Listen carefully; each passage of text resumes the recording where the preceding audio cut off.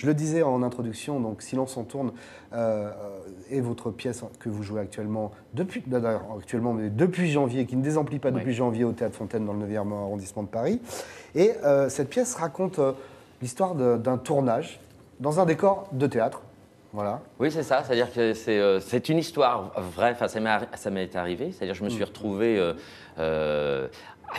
toujours avec Éric Loroc d'ailleurs.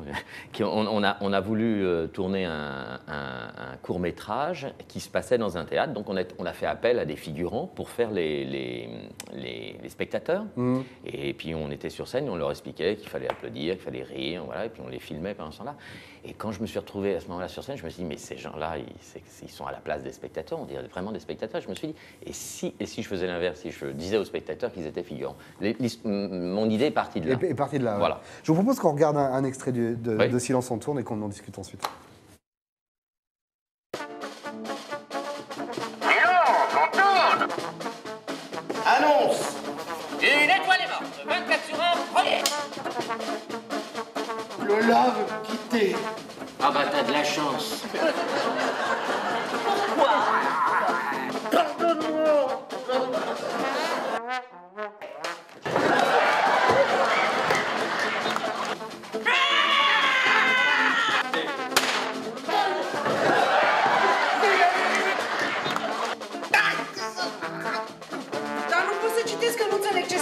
Ah, on a changé de titre. Et Philippe, il est où Philippe? Mais je suis là. Ça y est, t'as fini de brailler? Il est où Philippe? Je suis là. J'y peux rien. Je rayonne.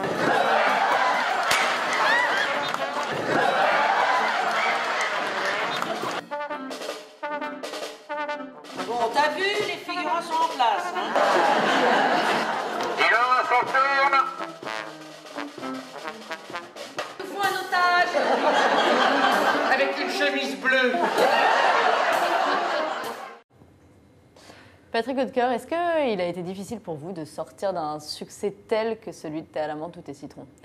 Oui et non, c'est-à-dire que Thé à l'amande, c'est une ancienne pièce pour moi. Elle date de, je l'ai écrit en 85. Oui, mais on en parle tellement que elle vous colle à la peau, parce que elle colle un peu à la peau. Ce Ce qui est pas mal, ça me permet d'avoir une petite carte de visite voilà, dans le métier. Mais alors c'est difficile, après on se dit toujours il va falloir pas forcément faire mieux, mais faire rire autant, etc. Mais après on oublie quand on écrit, puis quand on travaille, on oublie, ça part un petit peu. C'est pas un succès auquel on se compare pour les pièces d'après en se disant voilà, il y a quand même... les gens comparent automatiquement, mais en vérité quand ils sont dans la salle et puis qu'on les emmène ailleurs, c'est après qu'ils se disent oh tiens ça... Parce que finalement, et sans vous faire offense, Patrick Hautecoeur, vous avez complètement été occulté par le titre Thé à l'amande, tout est citron. Ah mais moi, c'est mes pièces qui sont les têtes d'affiche. Ouais. Et je le revendique, oui, un petit peu. C'est-à-dire que si je voulais être une tête d'affiche, il ne faut pas faire de théâtre, quoi. Il faut faire du cinéma ou de la télé, mais pas du théâtre. Le théâtre, et donc c'est pas plus mal parce que, par exemple, on va faire une double équipe. Ouais. Parce qu'il n'y a pas de tête d'affiche, donc ça permet à la pièce qui devient une tête d'affiche de continuer à vivre. C'est intéressant de voir des pièces qui durent de 3, 4, 5 ans. C'est intéressant pour les droits d'auteur, bon d'accord. Non mais c'est intéressant aussi parce que une salle de théâtre c'est 600 places. C'est bon, d'accord, c'est tous les soirs, mais je veux dire, voilà, pour que le plus de monde voit la pièce, il faut qu'elle dure quand même longtemps. Bien sûr. Oui, bien sûr. Thé à l'amande, on est à 800 000 spectateurs quand même. 800 000 spectateurs, oui. Ouais, c'est pas mal. C'est pas mal. Ouais. Et est-ce que vous avez écrit avec Gérald Sibleras, qu'on connaît pour Un petit jeu sans conséquences, et puis qui pour plein d'autres pièces. On a fait la récompense, là, il y a peu de temps, à Édouard VII. À Édouard VII. Et qu'est-ce qui vous a apporté? J'ai pas l'impression qu'il ait gommé votre goût du burlesque. Non, pas du tout, non, au contraire. Non, ça a été une vraie rencontre. Moi, parce que j'ai assisté à une de ses lectures, une de ses pièces, et puis je me suis dit, tiens, ça serait... Je lui ai demandé, comme ça, je lui ai dit, à l'époque, je vous voyais, vous faites des co-écritures. Il me dit, oui, ça peut m'arriver, parce que Gérald, il est un petit peu comme ça, il est pas expressif, vraiment, il s'étend pas. Et je lui ai dit, moi, ça m'intéressait, parce que c'était dans le dialogue, je me disais, il y avait quelque chose qui me plaisait bien. Et puis, pour se renouveler, moi, j'aime bien aller voir un petit peu ailleurs, voilà, savoir, voilà. Et donc, alors, effectivement, j'ai apporté le sujet, et encore, c'était pas si clair que ça. Et après, on ne pouvait pas écrire séparément. séparément. C'est-à-dire que ça a vraiment été un travail où il fallait qu'on se retrouve pour travailler. On ne pouvait pas écrire chacun de notre côté. C'était pas possible. C'est vraiment à quatre mains, quoi. Pardon ? C'est vraiment à quatre mains. Oui, c'est vraiment à quatre mains. Alors, bien sûr, on va dire que c'est moi qui ai apporté la couleur était un petit peu plus prononcée sur mon travail. Et c'est parce que j'ai fait la mise en scène. Alors donc, je tirais un petit peu vers quoi je pouvais éventuellement voir les situations. Voilà. On a une question d'Anne sur Facebook qui voudrait qu'on lui rappelle combien est-ce qu'il y a eu de représentation de thé à la menthe et thé citron en tout. Est-ce que vous savez ? Alors moi j'ai vu 1800. 1800, mais je crois que c'est beaucoup plus que ça. Si le succès a duré, si la pièce a été jouée 10 ans... Mais oui, c'est ça, 1800, je crois que ça s'arrête. C'est parce que... c'est un chiffre un nombre qu'on a vu sur il y a 3 ans déjà, 3-4 ans. Je crois qu'on est dans les 2500, enfin ça a dépassé. Tout ce que je sais, c'est qu'on est à 800 000 spectateurs, ça je l'ai. C'est énorme. Mais est-ce qu'il y a eu des représentations à l'étranger de thé à la menthe ou thé citron ? Oui, la pièce a été montée notamment au Brésil, en Argentine, en Espagne il y a peu de temps. En Allemagne, donc elle a voyagé un petit peu au Japon. C'était très drôle de voir ça. Le problème de Thé à la menthe, c'est quand même c'est un humour burlesque et des fois le burlesque on n'a pas les mêmes codes en fonction des pays.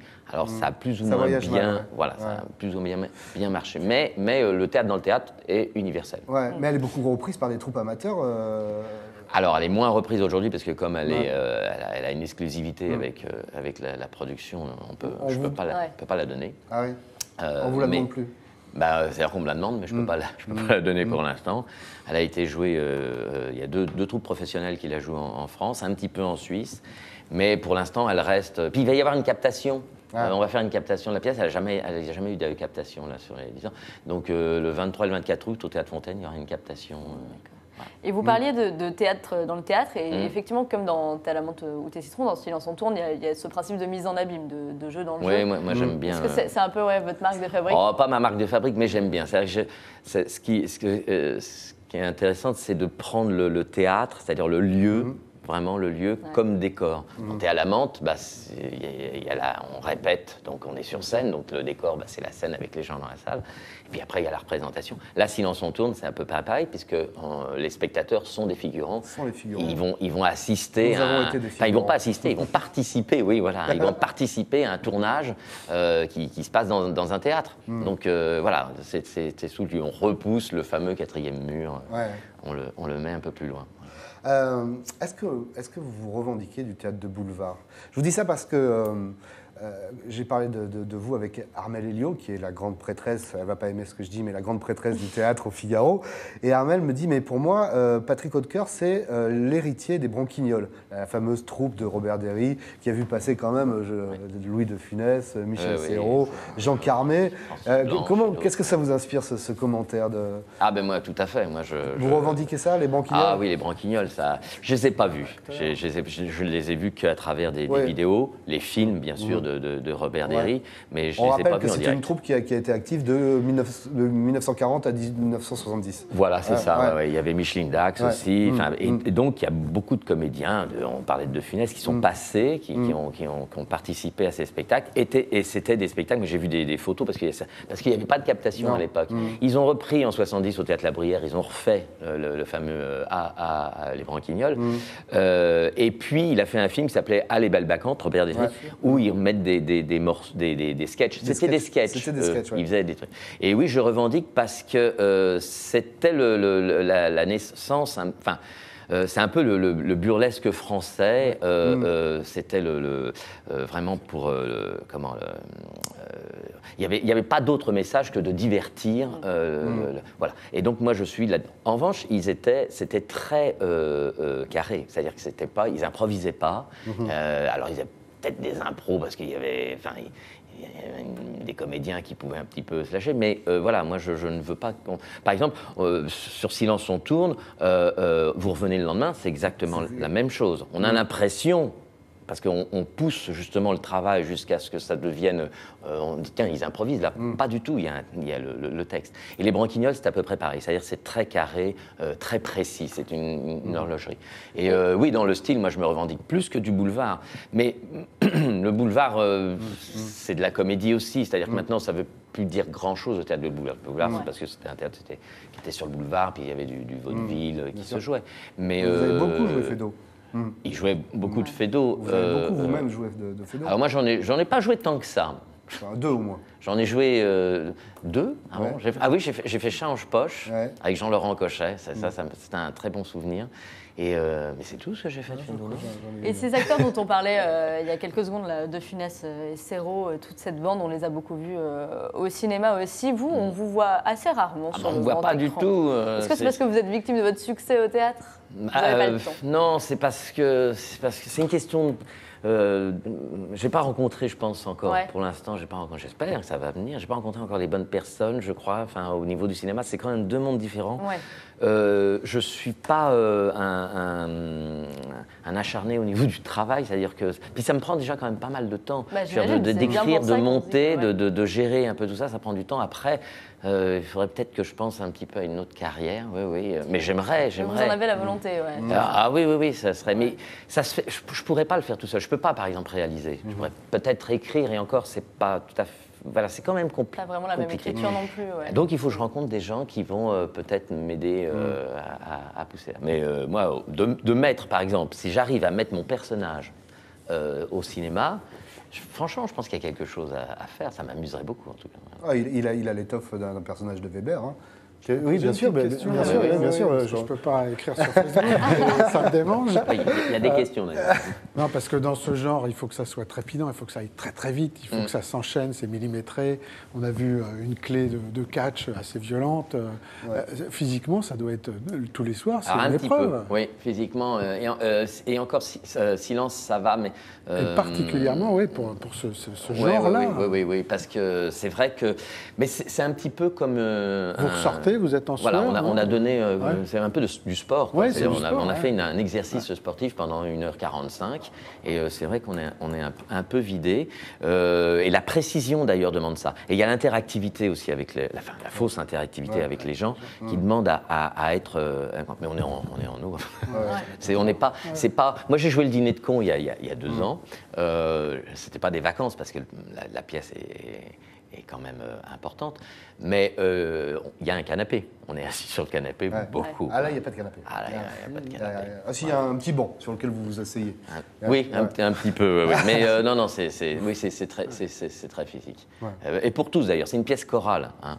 D'ailleurs, je voudrais bien citer tous les comédiens, parce qu'ils sont formidables. Isabelle Spade, qui est merveilleuse. Philippe Huchon, un grand second rôle de cinéma qu'on voit beaucoup chez Podalides. J'ai fait le Dîner de cons, d'ailleurs, avec lui.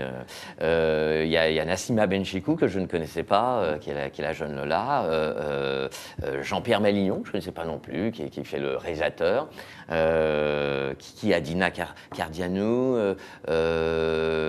Stéphane Roux, faut pas que j'en oublie. Il y a Patricia Grégoire dans les musiciens, Jean-Yves Duranton, Jean-Louis Daman, qui est dans ça, c'est les musiciens, parce que c'est intéressant de mettre de la musique. Ouais, j'aime bien. Il y avait de la musique dans les Branquignoles. Ils jouaient un petit peu. Ils jouaient tous. J'ai oublié quelqu'un, donc il faut que je récupère. Jean-Yves Dubonton. Je l'ai dit. Jean-Louis Damon. Jean-Louis Damon, je l'ai dit aussi, Nassima, Véronique Barrault. Et Tino Lazzarini. Et Gino Lazzarini, oui. On remet la fiche de Silence on tourne. Merci beaucoup. Merci beaucoup. Merci. On vous recommande d'aller voir Silence on tourne. Je vous assure, on rit beaucoup. L'actualité ne nous donne pas beaucoup l'occasion de rire en ce moment. Franchement, ça fait du bien. 1h45, voilà. On sort de là. On a vraiment... C'est un peu classique de dire ça, mais c'est tout public. C'est-à-dire que... Voilà, il n'y a pas, on peut venir même. Alors il y a un petit peu, je veux dire, si on est, il faut pas venir avec un enfant de 5 ans, mais je veux dire, voilà. Mais d'ailleurs, il y a beaucoup de jeunes, ça m'a frappé. Il y a beaucoup de jeunes dans la salle. Oui. Vous jouez donc là, vous jouez là jusqu'au 15 juillet. Oui, et on reprend. Et vous reprenez le 1er septembre. Vous prenez le 1er septembre. Et donc là, la première équipe. Elle va jusqu'à fin décembre. Jusqu'à la fin décembre. Voilà. Donc, et ensuite, elle part en tournée Et et après, vous on part avez en une tournée deuxième et une équipe. deuxième équipe. Comme Edmond, qui était, Alexis Micheli qui était là. Voilà. Et c'est le principe. Et c'est aussi parce que vous n'avez pas de tête d'affiche que vous pouvez On peut se permettre ça. Ouais. Ça permet à avoir d'autres comédiens qui jouent, c'est quand même bien aussi. Et puis ça permet à un plus grand nombre de voir le spectacle. Voilà. Alors vous pouvez réserver vos places sur notre site, il en reste, sur ticketac.com, plaisir. ticketac.com, notre site de réservation en ligne.